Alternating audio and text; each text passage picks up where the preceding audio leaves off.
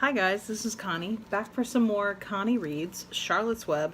I believe we are on chapter 15. I really gotta get more bookmarks.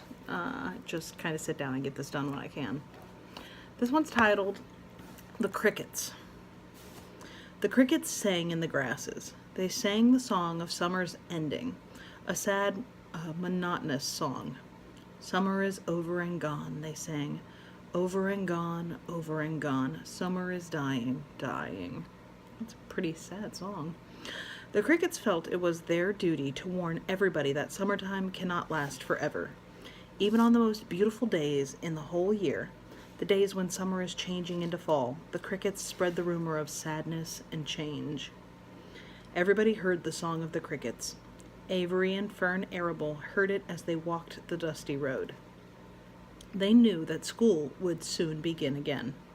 The young geese heard it and knew that they would never be little goslings again.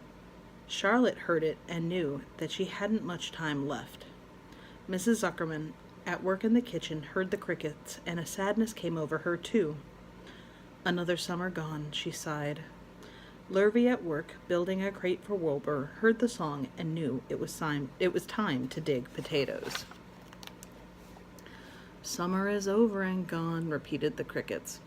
How many nights till frost, sang the crickets. Goodbye, summer, goodbye, goodbye.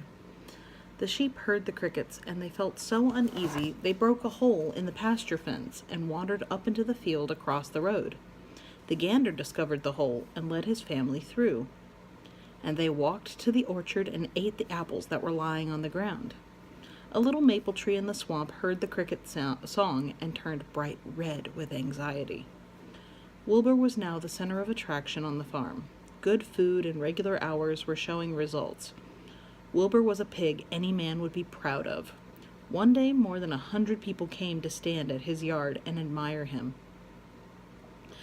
Charlotte had written the word radiant, and Wilbur really looked radiant as he stood in the golden sunlight. Ever since the spider had befriended him, he had done his best to live up to his reputation. When Charlotte's Web said some pig, Wilbur had tried hard to look like some pig. When Charlotte's Web said terrific, Wilbur had tried to look terrific. And now that the web said radiant, he did everything possible to make himself glow. It is not easy to look radiant, but Wilbur threw himself into it with a will. He would turn his head slightly and blink his long eyelashes. Then he would breathe deeply, and when his audience grew bored, he would spring into the air and do a backflip with a half twist. At this, the crowd would yell and cheer. "How's that for a pig?" Mr. Zuckerman would ask, well pleased with himself. That pig is radiant. Some of Wilbur's friends in the barn worried for fear all this attention would go to his head and make him stuck up. But it never did. Wilbur was modest. Fame did not spoil him. He still worried about the future, as he could hardly believe that a mere spider would be able to save his life. Sometimes at night, he would have a bad dream. He would dream that men were coming to get him with knives and guns, but that was only a dream. In the daytime, Wilbur usually felt happy and confident. No pig ever had truer friends, and he realized that friendship is one of the most satisfying things in the world. Even the song of the crickets did not make Wilbur too sad. He knew it was almost time for the county fair, and he was looking forward to the trip. If he could distinguish himself at the fair, and maybe win some prize money, he was sure Zuckerman would let him live. Charlotte had worries of her own, but she kept quiet about them. One morning, Wilbur asked her about the fair. "You're going with me, aren't you, Charlotte?" he said. "Well, I don't know," replied Charlotte. "The fair comes at a bad time for me. I shall find it inconvenient to leave home, even for a few days." "Why?" asked Wilbur.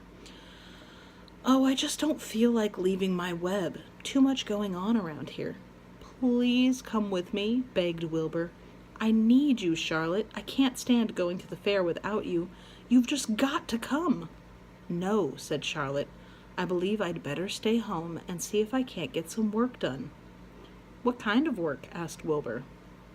Egg laying. It's time I made an egg sack and filled it with eggs. I didn't know you could lay eggs, said Wilbur in amazement. Oh, sure, said the spider. I'm versatile. What does versatile mean? Full of eggs? Asked Wilbur.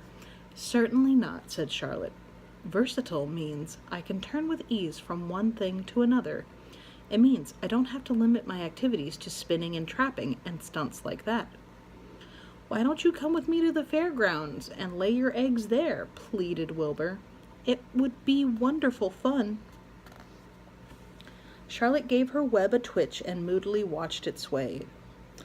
I'm afraid not, she said. You don't know the first thing about egg-laying, Wilbur. I can't arrange my family duties to suit the management of the county fair. When I get ready to lay my eggs, I have to lay eggs, fair or no fair. However, I don't want you to worry about it. You might lose weight. We'll leave it this way. I'll come to the fair if I possibly can.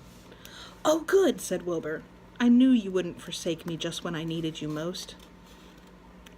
All that day, Wilbur stayed inside, taking life easy in the straw. Charlotte rested and ate a grasshopper. She knew that she couldn't help Wilbur much longer. In a few days, she would have to drop everything and build the beautiful little sack that would hold her eggs. And that's the end of chapter 15. Be careful with that and enjoy, please and thank you, and I will see you for the next chapter installment. Goodbye.